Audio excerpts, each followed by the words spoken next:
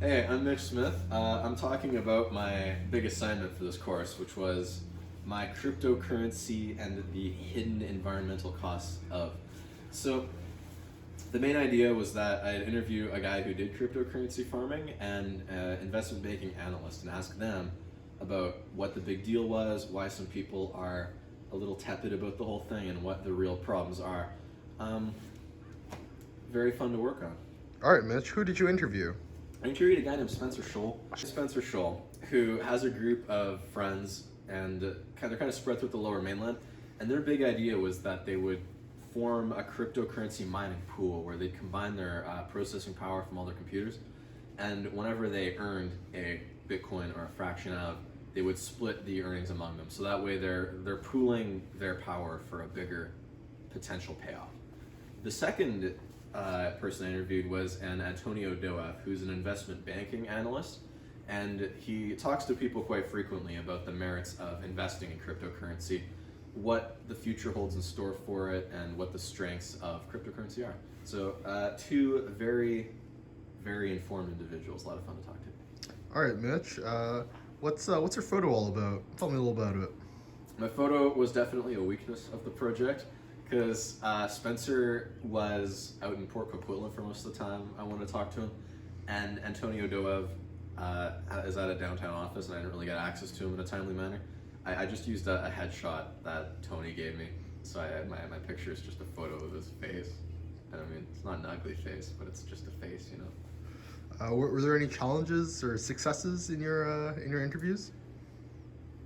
My great success was when Antonio told me that cryptocurrency mining uses more power than all of Finland. I thought that was so funny. The other big one, the other breakthrough moment was talking to also Antonio, and he just went through how cryptocurrency actually works and how it's earned, specifically Bitcoin. Because I think for a lot of people, it's a very nebulous thing.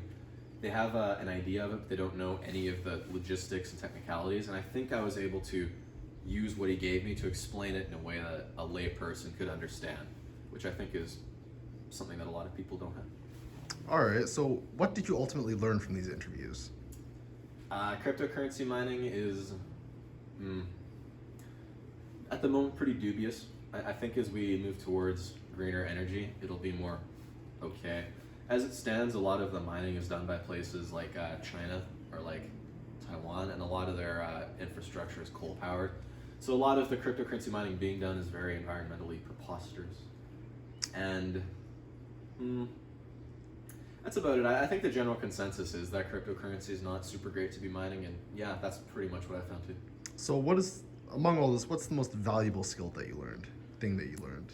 All right, skill that I honed definitely would be my use of commas in my writing.